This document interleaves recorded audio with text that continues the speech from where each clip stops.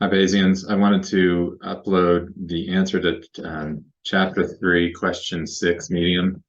You might have noticed that answer was not in the answer sheet, so I found it easier to make a video just to show you how to solve this answer.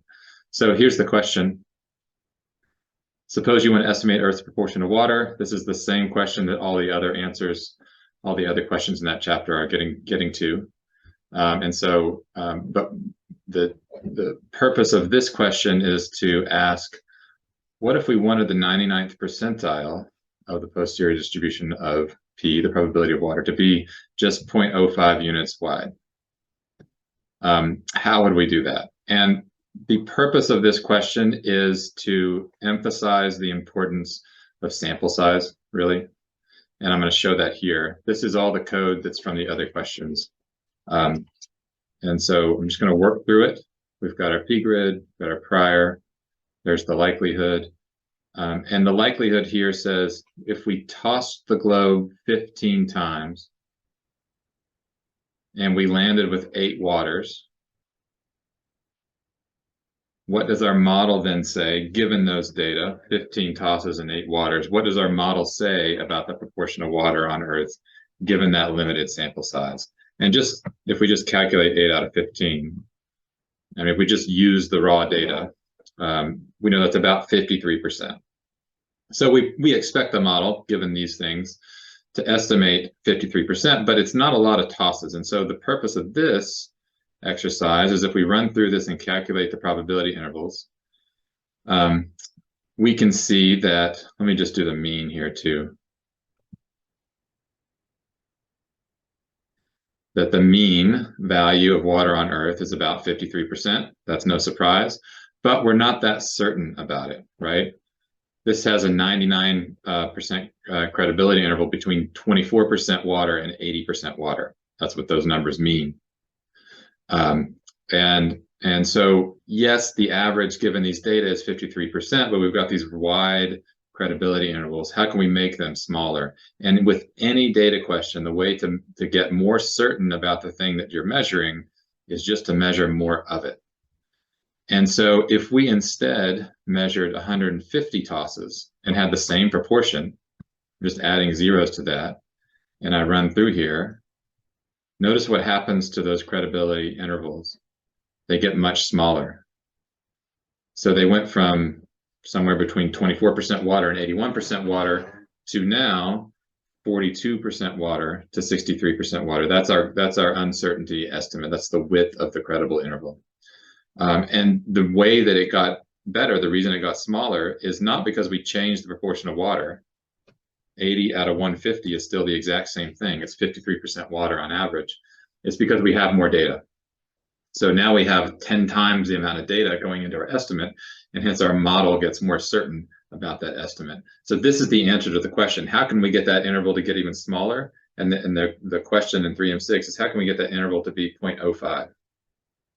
And the way to do that is just keep adding zeros until you get close to 0.05. So if I have 1,500 samples and they have the same proportion of water, and I run through here, now I get pretty close to that, right?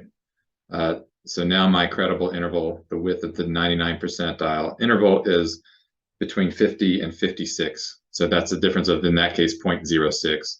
So we're pretty close to that. And it asked, how many times will you have to toss the globe in order to get that interval to be very small, to be 0.05? Well, let's keep adding another. What if we did 15,000 tosses? Now the width of our interval, I don't think I did that right. Now the width of our interval is 0.02. So we'd have to toss it somewhere between 1,500 and 15,000 times to get a 99% credibility interval that is the width of which is close to 0.05. And playing with this a bit, what I actually found is that if I tossed it 2,000 times, and if the number of waters was, we're just saying 53% of 2,000.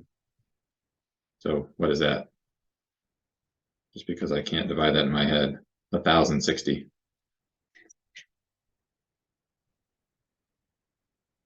if I tossed it 2,000 times and 1,060 of those were water, then my credibility interval gets to be, in this case, 0.05 units wide. There are other ways to approach this problem. You could do a more formal simulation with it, but the whole idea and the answer to this question is, how do I get that width to be so small? I just collect more data. And how many times will I have to toss it? I don't know. Just play with the numbers, right? And that's how you can figure out how many times you need to toss it. The other important part of this is that almost always when people have this kind of data, when they have like, I have the number of things out of a total, and what I really want to talk about is the proportion of things or the percentage of things that occur, people often just divide their data, right? They divide in this case, they divide the number of waters by the total number of tosses and come to a value of 53%. And that's fine, it gets you the average. But as you see, it destroys all of the information about the sample size. What I mean by that is that if I convert my data before analyzing it and say, okay, this data set tells me 53%, and it's 1,060 out of 2,000. And if I do the same thing, 8 out of 15, I say, well, that data set also tells me 53%. And if we divide it, we treat those numbers are now treated the same. We don't know that the first number has a lot more information in it because it's got so many more samples. And so we want to use a model, and the binomial model allows us to use this that accounts for the size of the sample. That's what that size variable means. And so if you're ever faced with the option of having a data set in front of you, like an Excel sheet, and you think, I should divide this number by that number so I can get a proportion, don't do that yet. Run it through a binomial model so that you can not only get the proportion, but you can also get the right